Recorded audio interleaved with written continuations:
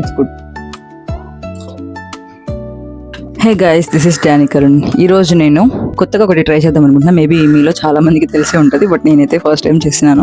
అటుకుల పాయసం. నేను ఒక వీడియోలో అయితే చూశాను అటుకుల పాయసం.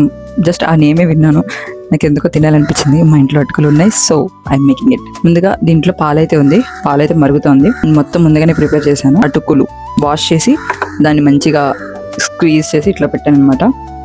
ఒకసారి చూడండి, వేయిపోతే భలే ఉంది రైస్ లాగా. ఈ పాలలో అయితే వేసేయాలి, చూసారా? ఇప్పుడు ఈ పాలల్లో అటుకులంతా వేసేయాలి. ఈ అటుకులు అయితే పాలలో ఉంది కదా, ఉడికిపోవాలన్నమాట. ఉడికిపోయిన తర్వాత బెల్లాన్ని తురిమేసి ఉంచుకున్నాను, ఆ బెల్లం దీంట్లో వేసేయడమే. ఒక్క ఇంగ్రీడియంట్ కూడా చూపించకుండా చేసేస్తున్నానంటుంది. నమ్ముతామా లేదా అనుకోద్దు, ఇప్పుడు చూపిస్తాను. పొంగిపోతుంది గైస్. పొంగిపోతుంటే గుండెల్లో అలజడులు వచ్చేస్తాయి. నీట్గా ఇదైతే ఉడికిపోయిందని నేను అనుకుంటున్నాను. ఇప్పుడు హ్యాపీగా ఇలాచీ పౌడర్ వేయాలి. ఇలాచీ పౌడర్ ముందుగానే నేను ఎప్పుడో పౌడర్ చేసి పెట్టుకున్నాను, సో నా దగ్గర రెడీగా ఉంది. కొంచెం ఒక్క హాఫ్ స్పూన్ అంత వేసాను క్వాంటిటీ. బెల్లం తరిమేసుకున్నాను చాకుతో, అది వేసేస్తున్నాను.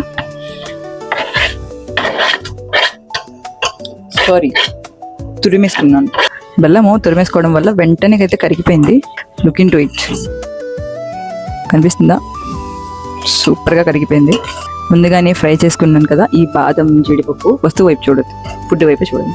అది జీడిపప్పు అండ్ కిస్మిస్. దెన్ బాదం పప్పు ఇట్లాగా తురిమాను నేను. అండ్ నాకు ఎందుకు ఇది ఇట్లా తురిమితేనే నచ్చుతుంది, పెద్ద పెద్దగా కంటే. Mixing mixing mixing, only mixing. అటుకుల పాయాసం ఈజ్ రెడీ.